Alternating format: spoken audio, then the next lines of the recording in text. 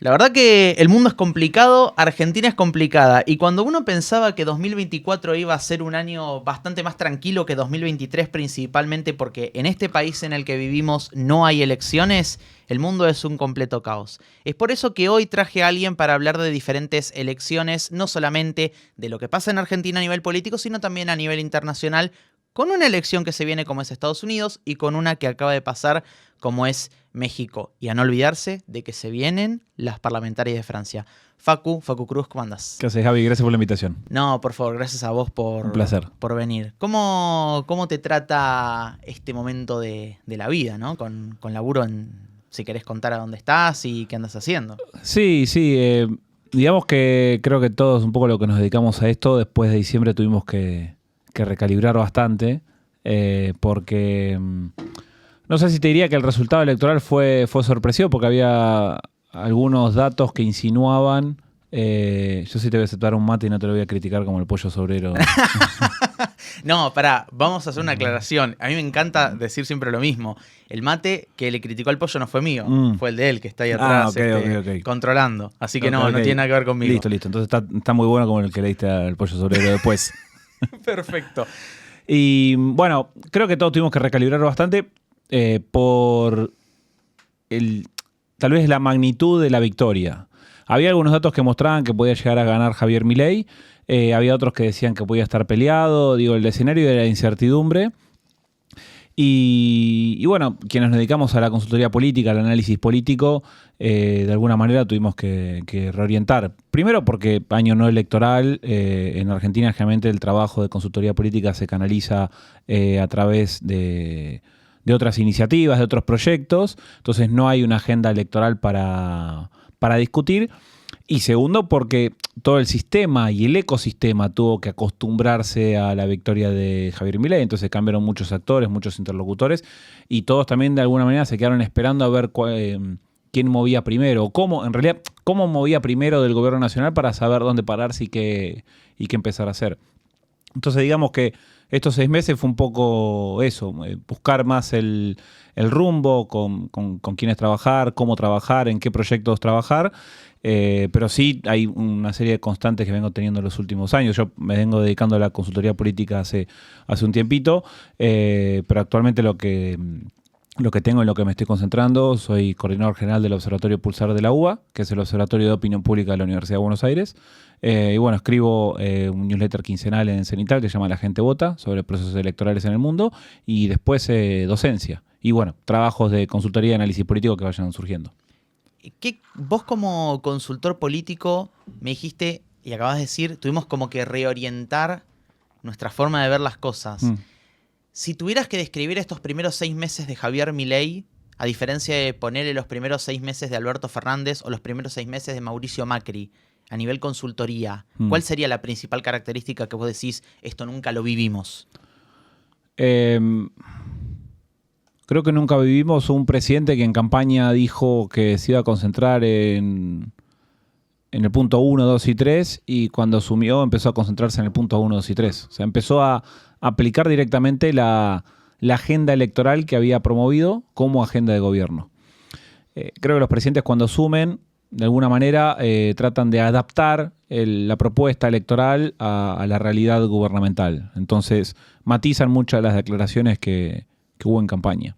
Creo que Milei no tuvo eso, no matizó nada. De hecho, parece que todo el tiempo está en quinta. O sea, venía en quinta en la campaña electoral y sigue en quinta en el momento de gobierno.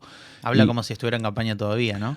Puede ser que sea un personaje que esté en campaña constantemente, porque también es un personaje que se apoya de todos los recursos. Los presidentes, cuando gobiernan con y con algo, ¿no? Con es el quién, con quién gobierna el presidente. Entonces, vos podés gobernar Argentina con los gobernadores, podés gobernar con los partidos políticos, podés gobernar con el sector privado, con las empresas, con las corporaciones, podés gobernar con los sindicatos y podés gobernar con la opinión pública. De esa batería de 5 actores que al mismo tiempo hay un intercambio de recursos todo el tiempo. Vos, si gobernás con alguien, tenés un intercambio de recursos con quien te estás apoyando. De todos esos 5, parece que Javier Milei el único que elige apoyarse es en la opinión pública. Entonces no se apoyan los gobernadores, no se apoya en los sindicatos, tampoco en los partidos políticos. nos apoya en todo el sector empresario, por ahí en algunos específicos. Sobre todo estaría gobernando, parece que está gobernando, tomando decisiones que benefician a la industria minera, la industria de hidrocarburos. Hay otras industrias que están viendo que este modelo económico no le está resultando beneficioso. Hay indicadores económicos que así lo muestran. Entonces, de toda esa batería, elige uno, que es la opinión pública. O sea, todo el tiempo se enfoca en lo que dicen las encuestas sobre él, sobre su gobierno, y de esta manera apoya sus decisiones en base a eso.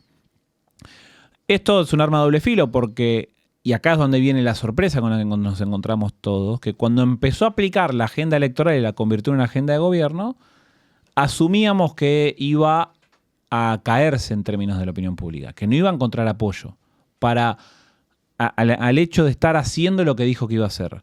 Ahora, los niveles de aprobación se mantuvieron. La Argentina se polarizó más, arrancó en torno al 50% de aprobación, algo que le dio el balotaje. El balotaje mecánicamente le generó una opción mayoritaria del 56% de los votos, entonces arrancó en esos valores y la mitad restante se distribuía entre rechazo y neutros. 6 meses después vos tenés en torno al 50% de aprobación y el otro 50% es rechazo. No tenés una división neutros con rechazo. Los neutros cayeron muy poquito, entonces quienes tenían una expectativa de a ver qué va a hacer empezaron a volcarse mayoritariamente hacia el rechazo del gobierno.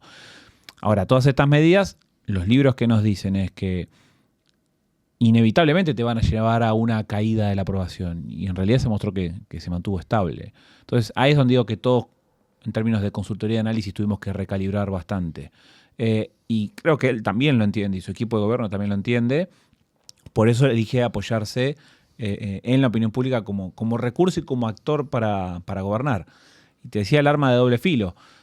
Vos si mantenés un apoyo del 50% con estas medidas duras que tomaste, es un input muy valioso como gobierno, pero al mismo tiempo es muy endeble, porque todos los recursos sobre los que vos te apoyás, o todos los actores sobre los que vos te apoyás, es el que más rápido puede llegar a flaquear. Porque cuando te cambia el humor de la opinión pública, después volver a reconstruirlo en tu favor es bastante difícil. Y hay algo también bastante interesante. Vos dijiste, se apoya únicamente o pareciera que se apoya únicamente la opinión pública. Uno, por lógica, 2 más 2 son 4, diría, entonces la ley bases no debería haberle pasado. Es verdad que la ley bases que se aprobó y que aprobó el Senado, que tiene que volver a diputados, no es la misma ley bases que propuso primero Milei. De hecho, el DNU, el primer DNU que él propone, el Senado lo rechazó, todavía está vigente, pero tiene que rechazarlo a diputados y es como, está muy endeble. Está como todo muy en la cuerda floja. Uno nunca termina de entender si esto se va a caer. Está al límite. Todo el tiempo está al límite. Todo el tiempo está al límite. Ahora, ¿por qué pasa entonces la ley bases? O sea, ¿por qué se aprueba? Claro, ¿por qué se aprueba? ¿Por qué se aprueba primero en diputados y después en el Senado? Es verdad que la primera versión de la ley bases se cae. Es verdad. Ahora, después la segunda versión pasa. Y pasa, si bien con muchas modificaciones, hay cuestiones fundamentales como lo son el RIGI, por ejemplo, que siguen estando. Cuestiones que tienen que ver con, que vos decías, industria de hidrocarburos. Un principio de reforma laboral también está. Entonces, dentro de todo el paquete, uno no termina de entender, y acá es a lo que quiero preguntarte y que le pregunto a muchos politólogos y muchos analistas. ¿El chabón quería venir con la topadora y si pasaba, pasaba? ¿Y si en el medio tenía que ir resignando cosas, estaba en sus planes o no?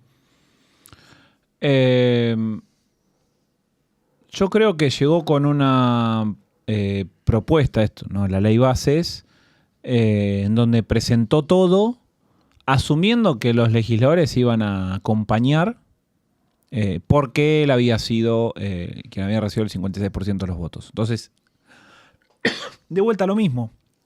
Él, de alguna manera, se apoya en ese actor que es, a mí la opinión pública me respalda, yo presento esto, los legisladores lo tienen que aprobar. Uh-huh. Ahí empezó a encontrarse que el juego de la política es otro juego y que implica necesariamente que vos, que creo que es lo que nos enseña o lo que nos dice la ley base sobre política argentina o sobre la política argentina. Dame un segundito que... Dale, tranqui. Te estaba cebando un mate justo, así que... Pasó de largo un poco de yerba y... Puede pasar, es lo normal. Y... la ley base, ¿qué nos dice sobre la política argentina? Que los gobernadores y los jefes de bloque, en general, tienen que ser tus mejores amigos. Son a través de ellos que vos tenés que canalizar las negociaciones para que los bloques te respondan. Sobre todo cuando tenés 15% de la Cámara de Diputados y el 9% del Senado. Es el presidente desde el retorno a la democracia más débil en términos legislativos. El escudo que tiene es muy chiquito. Podés sumar a ese grupo el apoyo que le da el PRO, pero ni así llega al tercio de ambas cámaras. Y el resto se ubica en una posición o dialoguista o un poco más refractaria a las decisiones del gobierno, una posición mucho más dura. Entonces, si vos ya partís de esa base y no entendés que tenés que ir a conversar con los gobernadores para ver qué necesitan, porque acá también hay un segundo punto, la negociación política siempre implica una transacción. Vos necesitas que te aprueben algo y a cambio te van a pedir algo, que es lo que justamente él denosta tanto. Al mismo tiempo, otra cosa que nos dice la ley bases es que en ambas discusiones, tanto en la Cámara de Diputados como en la Cámara del Senado, hubo un análisis muy minucioso de lo que era el reglamento. Entonces, en la primera ley bases, esto de que volvió a comisión hizo que se perdiera la aprobación en general y no lo sabían. Y cuando llegó al Senado ahora, se estaba discutiendo a ver si Abdala podía llegar a votar como presidente del Senado si Villarruel iba a estar ejerciendo la presidencia en lugar de Javier Milei si se iba de viaje. Tenían un antecedente igual de eso. Claro, pero vos tenés una discusión reglamentaria, entonces si vos como gobierno llegás a la discusión reglamentaria a ver si podés ganar o qué puedes hacer o qué no puedes hacer, significa que estás dependiendo, esto de que hablábamos que estaba al límite constantemente. Entonces llegar al límite implica, bueno, pero el reglamento nos juega a nuestro favor acá. Hay ahí un error de cálculo de cuántos votos vos podés llegar a tener a la hora de la votación. Y si tenés que depender tanto del reglamento, tenés un punto muy fino para ver si pasan o no pasan tus propuestas legislativas.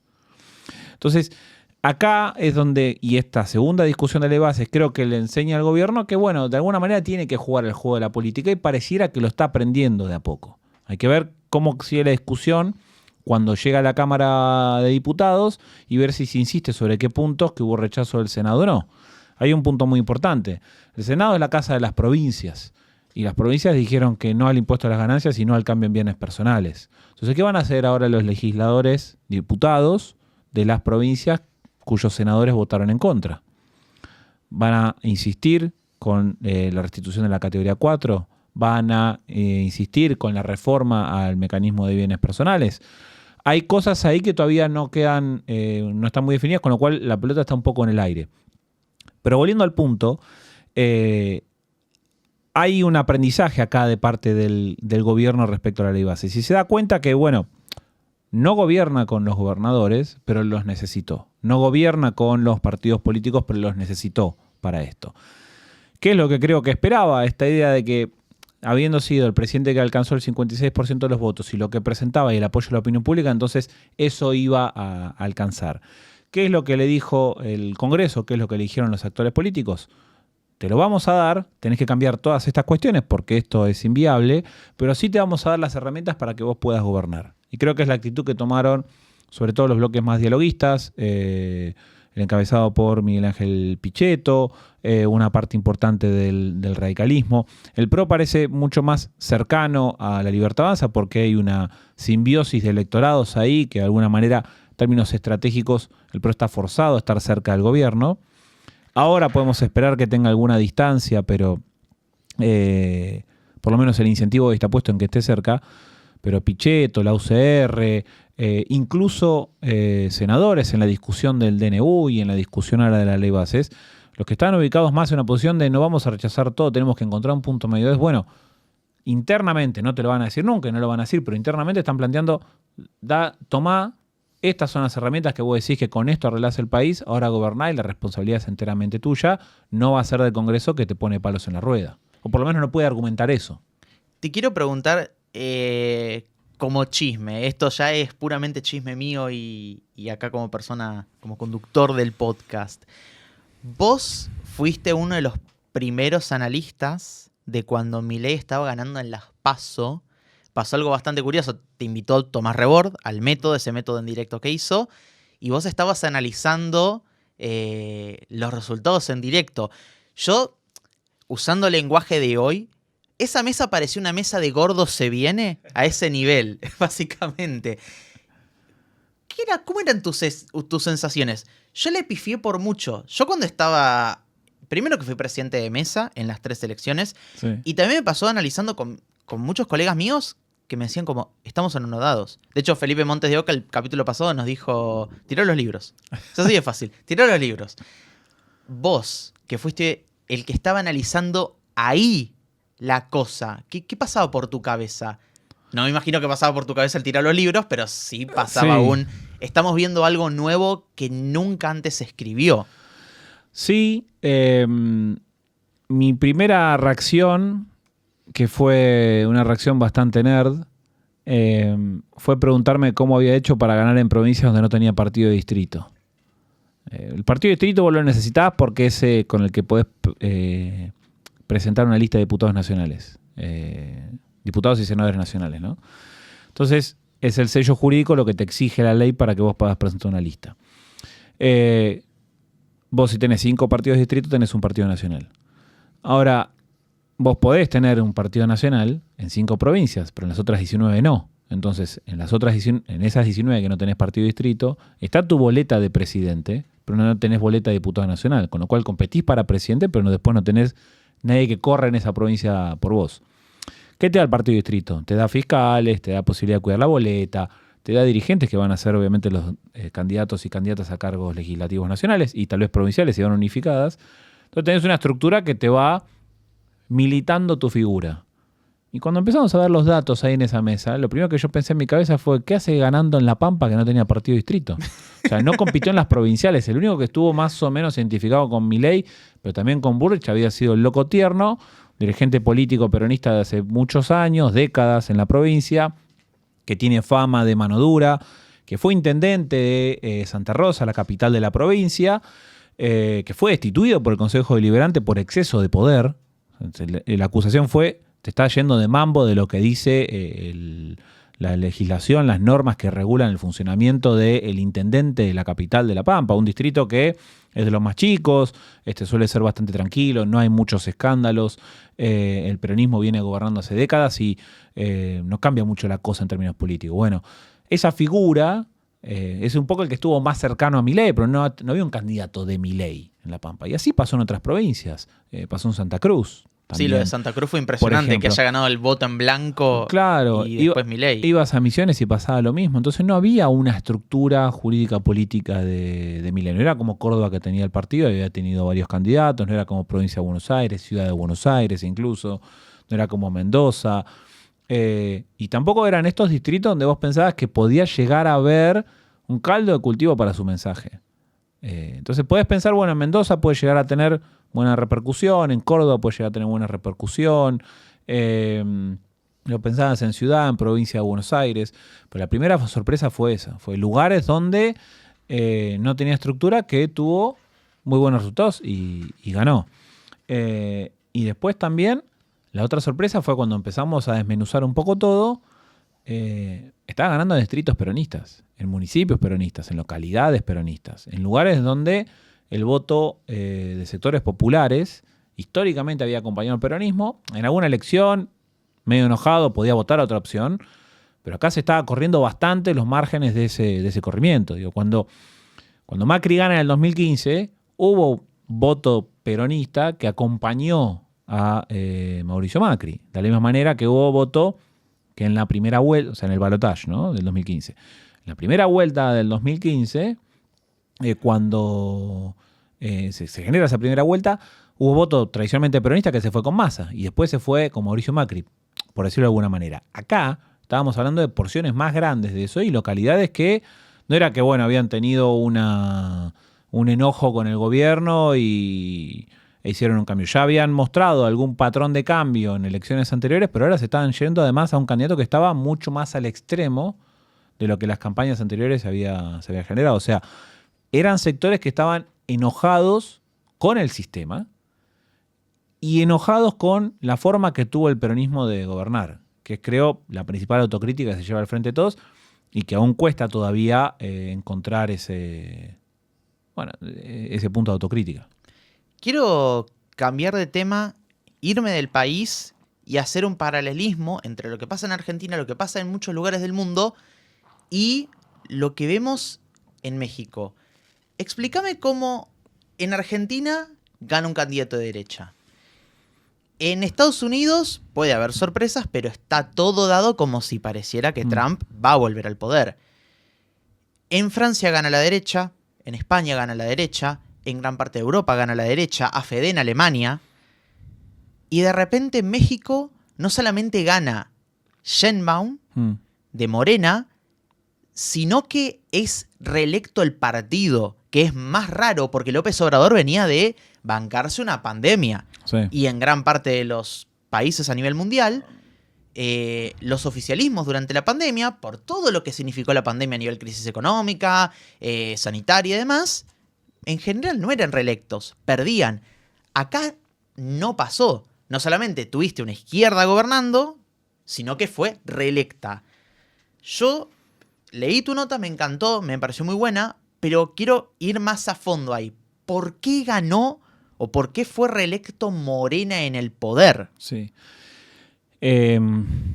Bueno, Morena, AMLO, ambos, son los únicos actores políticos que sobreviven a la pandemia en América. La discusión sobre si los oficialismos ganaron o perdieron en la pospandemia hay que regionalizarla. En América hubo tantas derrotas como victorias en elecciones. Si vos agarrás, estaba en torno al 50-50. Ahora yo armé una base en su momento de datos para ir haciendo un monitoreo que empezamos a publicar cada tanto en el newsletter, en La Gente Vota para Cenital. Y ahora hace rato no la tengo actualizada, pero en su momento me estaba dando casi 50-50 o 60-40, 40-60. Estaba girando en torno ahí. Entonces América era el continente donde los oficialismos perdían tanto como ganaban. Después tenés Asia y África, en donde vos tenés países que no tienen credenciales democráticas completas. Entonces la relación de victorias y derrotas era de 8-2, 9-1. Porque bueno, los oficialismos arrancan con otra potencia. O sea, si vos tenés un candidato presidente que saca el 98% de los votos y el resto es voto en blanco y un capuchito se lleva al opositor, entonces es difícil considerar que el sistema tiene la cancha nivelada para todos. Entonces decís, bueno, ¿con qué vas a comparar? No digo que toda Asia y África sea así, pero sí hay varios países que tuvieron elecciones en la pospandemia que tenían estas características. ¿Qué vas a ver? Y vas a ver Europa Occidental. Europa Occidental tenía una relación de 7-3, que después bajó a 6-4. O sea, de cada 10 elecciones los oficialismos ganaban 6. Antes ganaban 7, después pasaron a ganar 6, pero había más victorias que derrotas. Después la lógica política europea lleva a que el que gane la elección pone una forma de gobierno, no tiene la mayoría de las bancas, pero sí termina siendo el más votado y el que más bancas saca. Por eso digo que la idea de los oficialismos en la pospandemia hay que matizarlas un poco, y Morena y AMLO, en este sentido, rompe un poco la tradición americana y se parece más a la tradición europea. Porque ahora hay que ver qué pasa con este nuevo ciclo electoral que se empieza a abrir en Europa, pero a AMLO no le achacan responsabilidades por la pandemia. Fue disruptivo, digamos, en las medidas que tomó. No fue uno de los presidentes que llamó a cerrar, a hacer un lockout total, en donde se parara la economía, todos encerrados hasta que apareciera la vacuna. No tomó esas medidas duras, sino que trató de encontrar un punto intermedio entre eso y el liberalismo total. Eso fue disruptivo para el momento, sorprendió bastante. Quienes hacíamos un poco de análisis no veíamos ese tipo de medidas como medidas que fueran a tener algún impacto positivo, pero en el largo plazo terminó demostrando que estábamos cerrados. ¿Qué es lo que creo que entendió AMLO? De que el nivel de informalidad de la economía mexicana era tan alto que si cerraba la economía y cada uno se guardaba su casa, entonces había muchos sectores que iban a peligrar en su sostén. Cosa que en Argentina trató de ser compensado con el IFE. Solo que eso después generó otro impacto en términos económicos posteriores, sobre todo en el momento que vos tenés que sacar la red del IFE, que es lo que empieza a aparecer como reemplazo.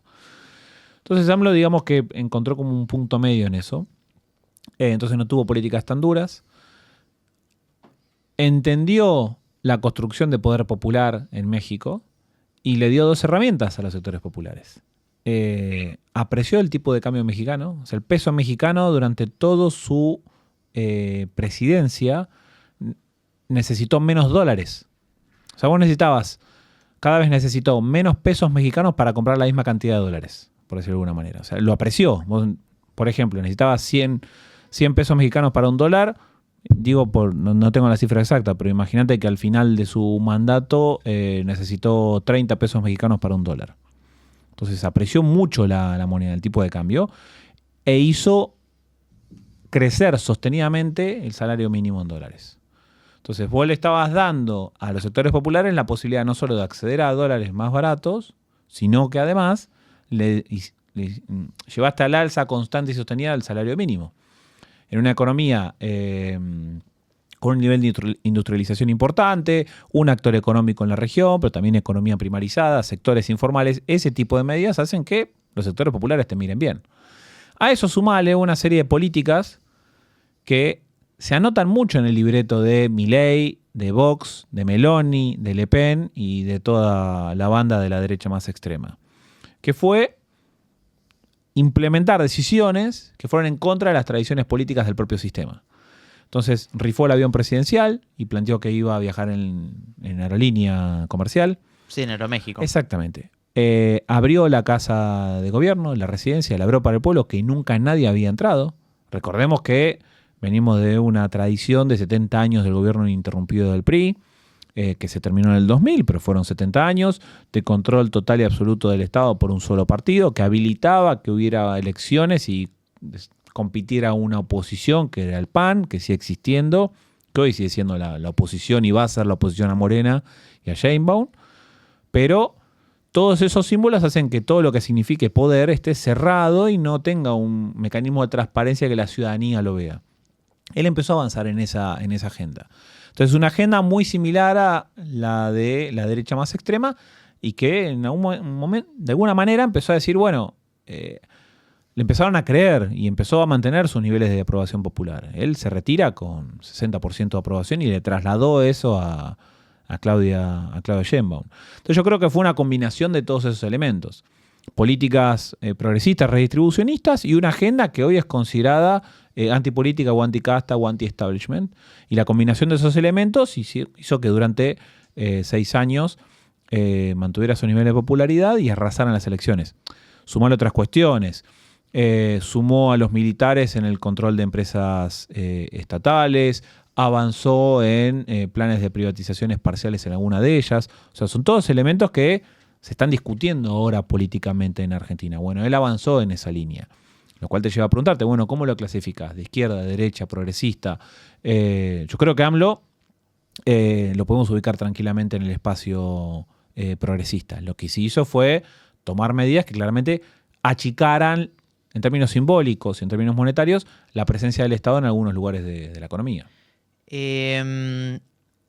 Siguiendo esta línea, ¿cómo explicas que un partido como el PRI, que estuvo 70 años gobernando, hoy... A ver, no quiero ser malo porque vino G. Soler hace 2 semanas. No quiero decir que es la UCR de México, pero medio como que está ahí como temblequeando, como que no se sabe si desaparece o no desaparece. Está en una crisis total. Creo que ganó solamente 3 o 4 localidades de México. Sí, y bueno, perdió su bastión histórico, el Estado de México, que es como si fuera la provincia de Buenos Aires acá.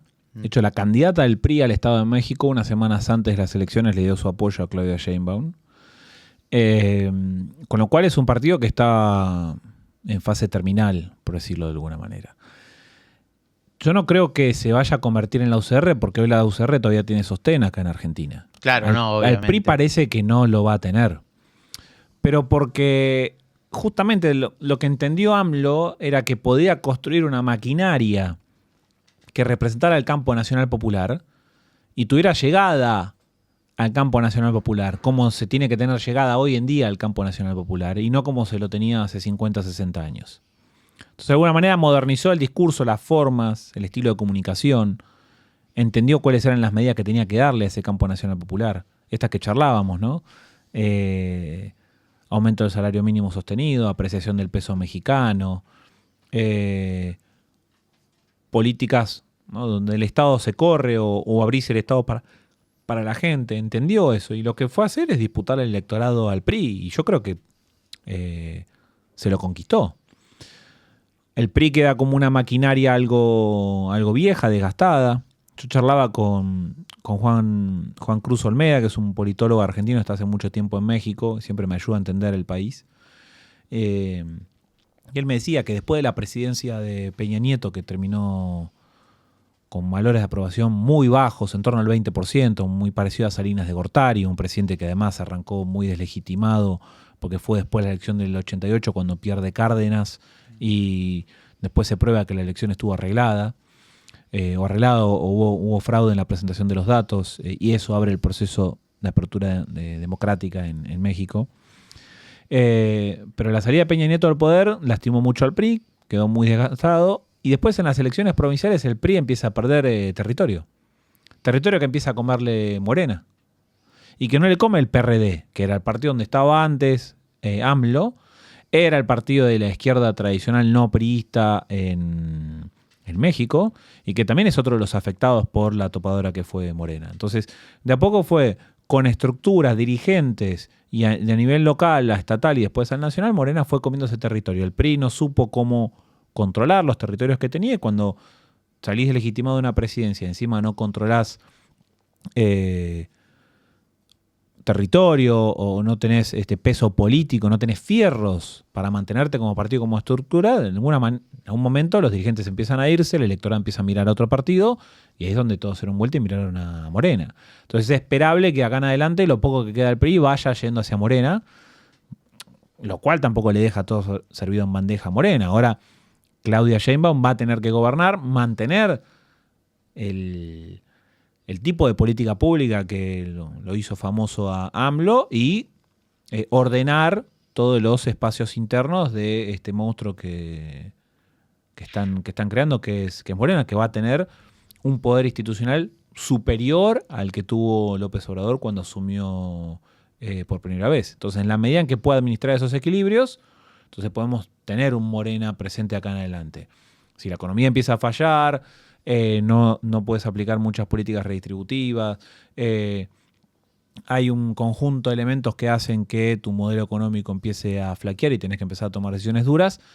Bueno, eso puede llegar a generar problemas, pero de entrada pareciera ser que tienen todo bastante controlado. ¿Y cómo se explica que en un país, según varios expertos, el más machista de toda Latinoamérica, lleguen dos mujeres? Es raro. O sea, Sí. yo, por ejemplo, un profesor mío de la maestría, Cavarossi, me dijo, que él estuvo en México, él vivió en México un tiempo, y me dijo, México es el país más machista de toda Latinoamérica, por lejos.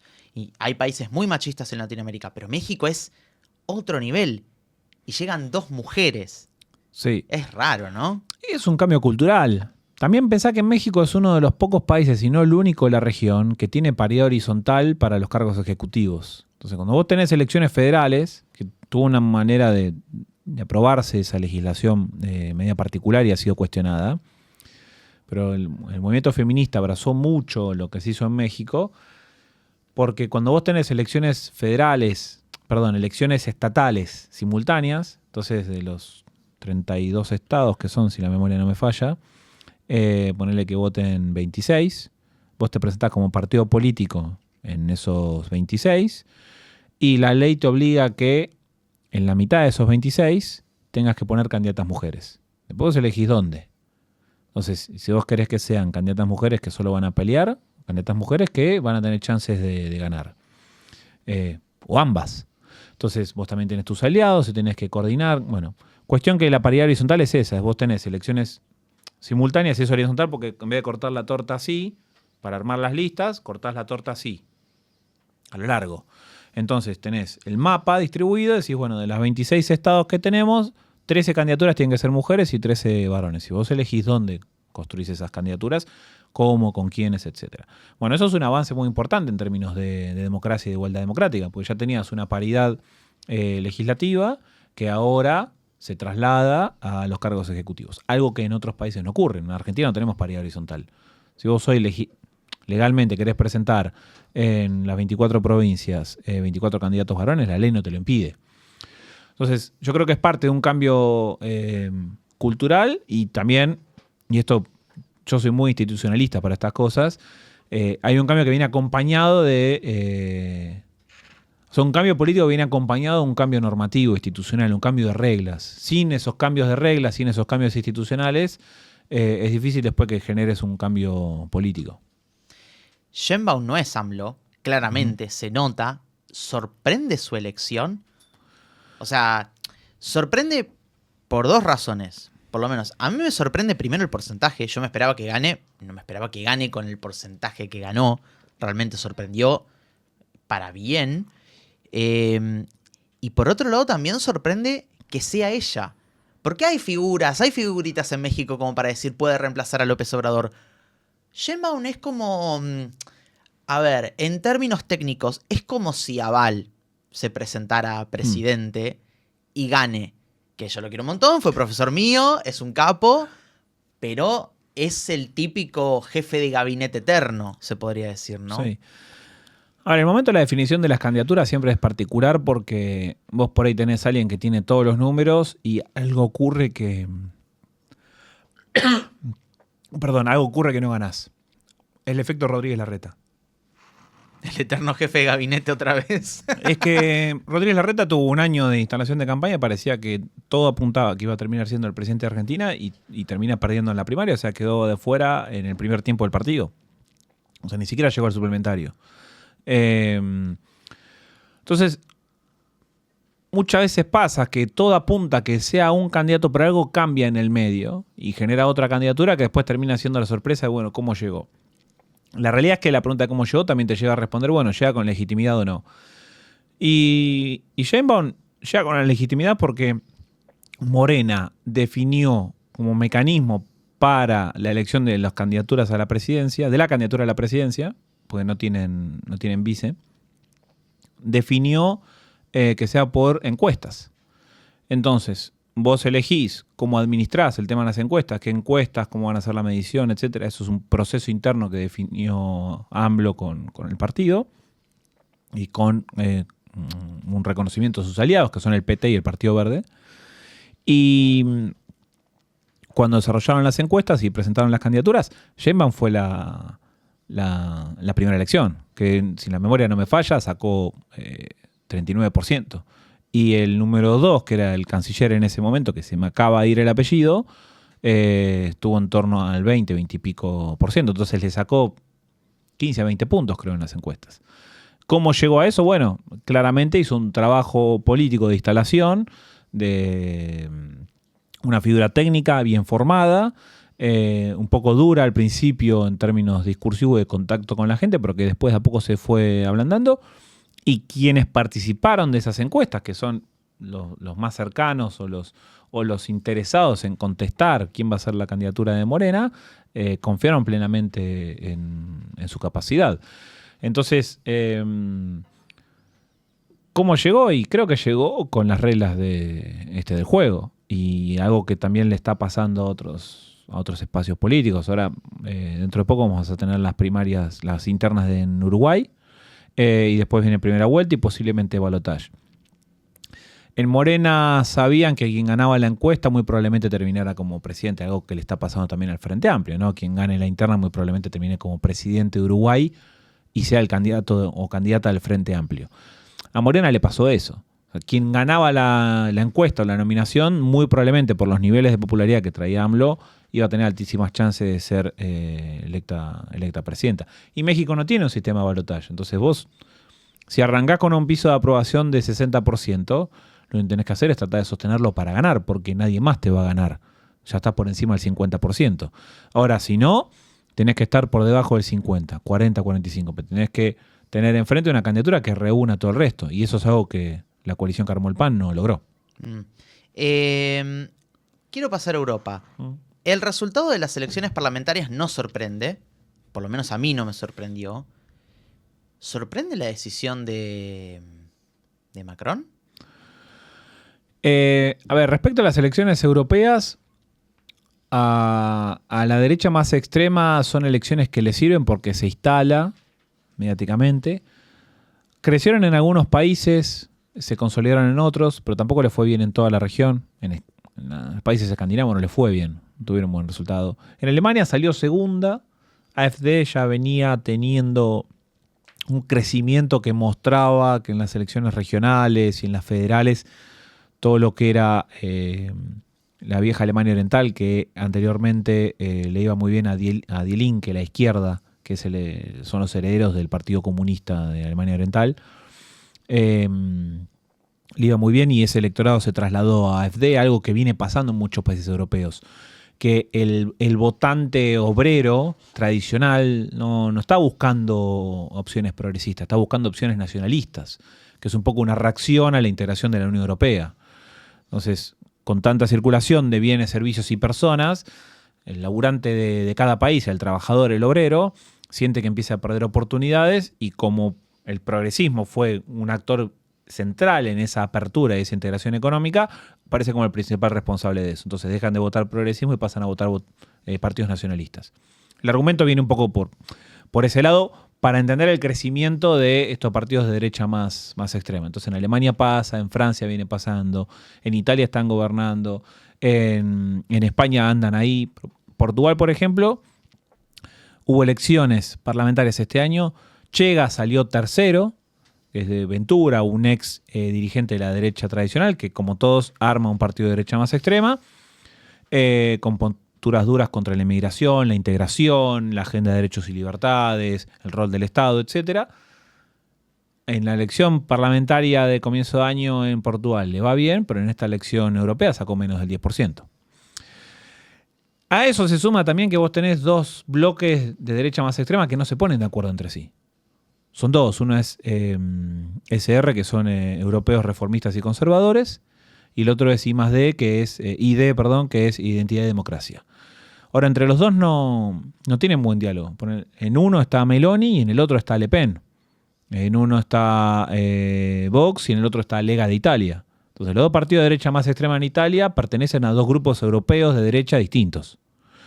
Tienen problemas de coordinación, al punto de que no pudieron presentar un candidato único cada bloque para el debate que hubo ahora en las elecciones europeas. Entonces ni siquiera se ponen de acuerdo en ese término, en esas cuestiones y les cuesta la coordinación legislativa parlamentaria. Entonces yo matizaría un poco el punto de que en las elecciones europeas le fue bien a la derecha porque después tiene sus dificultades. Sí tuvo buenos niveles de votación, pero es algo que se venía dando un poquito increciendo. Y ¿por qué también esta situación hace que parezca que el resultado fue mucho más grande de lo que en realidad fue? Porque la primera reacción fue de uno de los pilares y las caras de la Unión Europea, que es Emmanuel Macron, que convoca elecciones legislativas anticipadas. Tenían que votaron en 2022, tenían que votar en 2027, las adelantó ahora en junio. Tienen 3 semanas para hacer la elección. Definir candidaturas, armar las alianzas, hacer campaña, votar. Francia tiene un sistema de balotage, entonces va a votar primero el 30 de junio y la segunda vuelta del balotage va a ser el 7 de julio.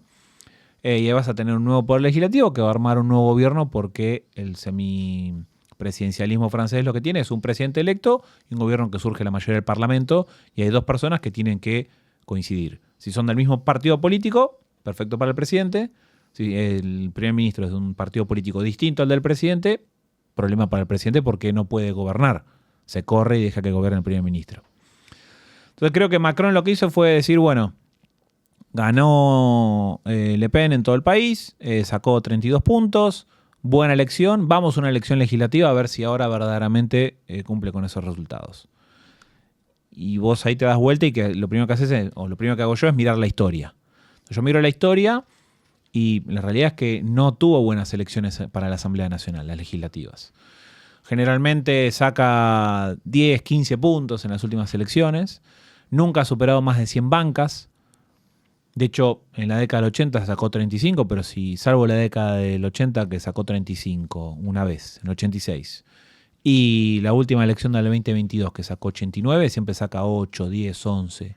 No junta una cantidad de bancas en una asamblea que tiene 577. Creo que amparado en esa historia, Macron dijo, bueno, canto retruco, convoco a elecciones y ahí ya vemos qué hacemos. El tema es que las encuestas le están mostrando que probablemente Le Pen gane y va a tener una cantidad de bancas que va a hacer que sea el bloque mayoritario, no cerca de la mayoría propia, pero sí con posibilidad de incidir en la decisión de quién va a ser el primer ministro. Entonces, posiblemente el tiro le pueda salir por la culata. No le jugó bien la de Pedro Sánchez. No creo que le haya jugado bien la de Pedro Sánchez en estas primeras encuestas que se ven. También es cierto que vamos a tener 3 semanas de campaña nomás y está todo muy en el aire. Claro. Bueno, Facu. ¿Toca la parte divertida? Sí, toca la parte divertida, toca la parte linda. 4 en 1. Vos que me dijiste que viste la entrevista con el Pollo, ya sabés cómo funciona esto. 4 personajes, vamos eligiendo uno a uno, los muestro a cámara y desarrollo alumno, como me tomabas vos en Bueno, Sociopol. Dale. Elegí y empezamos. Vamos con esta. Con esta. A ver. Bueno, hablando de pragmáticos y hablando de gente que uno nunca sabe dónde está parado. Sí. Miguel Ángel Pichetto. Mike Pichetto. ¿Frank Underwood o no? ¿O no tanto? No, Frank Underwood fue menos respetuoso de las reglas del juego. Entonces, Frank, yo no lo veo a Pichetto encadenando las puertas de la Cámara de Diputados para que voten lo que todos quieren que vote. Sí parece una persona por el physique du role y la experiencia, alguien que conoce los pasillos, las reglas, los actores y sabe dónde ir a tocar y qué hacer. Pero lo veo más democrático que Frank Underwood. Y yo sí lo defino como se define él. Él es un hombre de Estado y en tanto hombre de Estado siempre es respetuoso de las tradiciones y de los oficialismos. Y eso que no se le puede achacar. ¿Oficialista de turno se le puede decir o se va acomodando sí, al...? Oficialista de turno, como muchos legisladores han sido durante mucho tiempo. Graciela Camaño también es una legisladora que tuvo muchísima trayectoria en la Cámara de Diputados. Y si bien se ha ubicado en bloques opositores, en los momentos donde tuvo que votar con el oficialismo y considero que era lo adecuado, lo hizo. Lo que ocurre es que ahora también Pichetto, en un vacío que se genera en la Cámara de Diputados por muchos legisladores que son nuevos, que es el primer mandato que ejercen, que no tienen experiencia en política, que no conocen el reglamento, aparece Pichetto como esa persona. Yo creo que si Pichetto no hubiera estado ahora, la persona que hubiera hecho eso hubiera sido Graciela Camaño, tranquilamente. Pero nos hace falta en la cámara, ¿no? Nos hace falta en la cámara, sí. ¿Quién sigue? Vamos con el siguiente en orden. ¿Con el siguiente? Sí. ¿Vamos en orden o...? Vamos en orden. Vamos en orden, sí, perfecto. Sí. Una persona estructurada para estas cosas. Es alguien que nunca termino de entender a dónde está parado. Ok.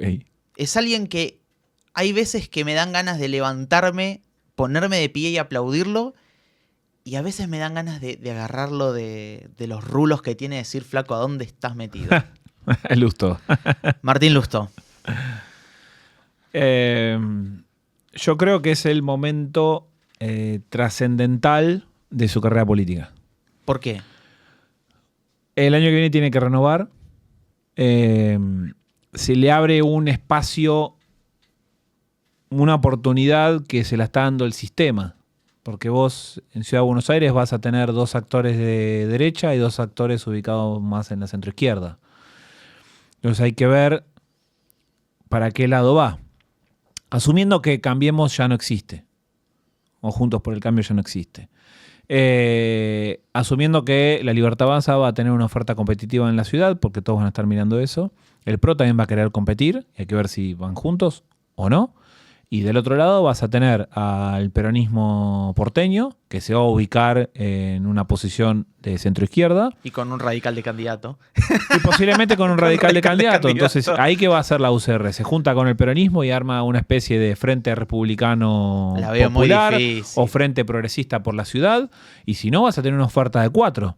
Cuando se eligen 3 cargos y entran las 2 primeras boletas. Con lo cual, de esas 4 opciones, hay 2 que van a ganar cargos, hay 2 que no.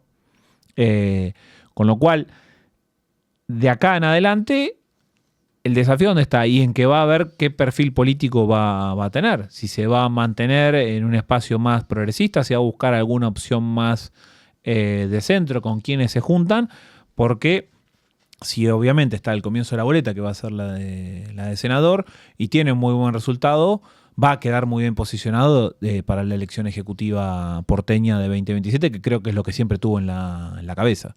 Me parece que Lustó tiene primero ser en la cabeza tiene primero ser jefe de gobierno antes que ser presidente de la nación.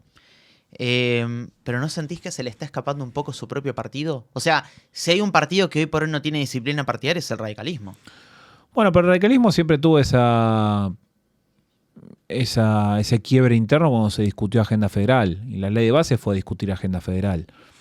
Y lo que hay que también comprender es que el radicalismo, al igual que el peronismo, cuando vas a discutir agenda federal, muchas veces se parte.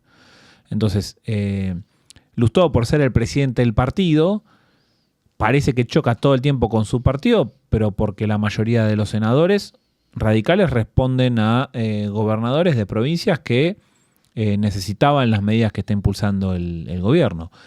Y creo que lo de Lustó fue una jugada interesante porque yo no le criticaría haber dado quórum. Obviamente fue al que todos apuntan porque cuando los senadores santacruceños dijeron que no iban a dar quórum, todo apuntó a él porque era el único que podía darlo, porque todos los demás dijeron que estaban en contra. Entonces estás en contra, no te sentás, no tenés quórum, la ley no se trata, no se aprueba, chau.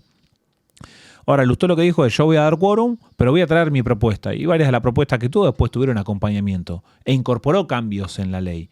Que es un poco también lo que le está demandando la ciudadanía a toda la política cuando ves cualquier encuesta. Que baje la polarización, que generen los consensos, que se llegue a un punto central de acuerdo, no que la situación quede en empate y nadie desempate, y ese empate hace que no se genere ningún cambio, ninguna modificación en ninguna reforma. Lustó me parece que entendió bien ese juego y dijo, yo de quórum voy a rechazar y voy a tener mis propuestas y voy a lograr los números para votarlo. Y eso creo que lo logró. Lo que ocurre es que siendo el presidente del partido, prefiere ese juego más de posicionamiento propio antes que de identificación o de postura común del radicalismo. Pero vuelvo a lo mismo, cuando hay una discusión federal, el radicalismo muchas veces se parte y después sigue funcionando como tal. El que sigue. Bueno. Maga no existe, pero lo trajimos a él. A Donald. Es raro, podría ser el primer presidente condenado de la historia de los Estados Unidos. Sí, y que pueda asumir tranquilamente, porque no hay ningún impedimento constitucional que lo haga. ¿Por qué la gente lo apoya? Es algo muy raro, ¿no? O por lo menos, a ver, si pasara acá en Argentina, yo no lo veo. De hecho, es más, en Brasil a Lula lo metieron preso y Lula tuvo que poner a Haddad, él como candidato, porque él no podía, más allá de que él no podía a nivel judicial, aunque él hubiese podido, yo creo que tampoco sé si tenía todo el respaldo después de las acusaciones mediáticas y demás. El caso de Trump parece otra cosa. Sí, por varias razones. Primero, fíjate cómo funciona distinto por espacio político. Vos encarcelás o inhabilitás a un dirigente político de izquierda o progresista y eso no lo hace crecer en las encuestas. Hace que haya un clamor popular, un clamor político del sistema para que se lo libere, para que se lo suelte, para que se lo deje competir. Porque son actores del sistema. Lula es un actor del sistema. Trump hoy también es un actor del sistema, ya es parte del sistema, no es más un outsider, es un insider. Pero por lo menos el vínculo que construyó con la parte del electorado que lo escucha es de venir a cambiar radicalmente el sistema. Entonces, cuando vos lo inhabilitás o lo perseguís o tiene causas abiertas, pero no es que lo perseguís, pero a su electorado le da la sensación de que lo están persiguiendo, de que el sistema lo está persiguiendo. Eso lo único que hace es fortalecerlo a él. Lo mismo le pasaría a Bolsonaro, lo mismo le podría llegar a pasar a Javier Milei, lo mismo le puede llegar a pasar a cualquier otro dirigente político de la derecha más extrema que construyó un vínculo de conexión con el electorado en donde le está hablando lo que ellos quieren escuchar, aunque sea políticamente incorrecto. Entonces esto hace que a Trump se fortalezca. El año pasado, cuando fue la apertura de la causa, lo que hizo automáticamente fue que Ron DeSantis se cayera, se desplomara, en febrero se bajara de la carrera, se acabó la primaria, que formalmente sigue pasando, pero se acabó el juego. Ni siquiera llegó al Super Tuesday de marzo, del 5 de marzo.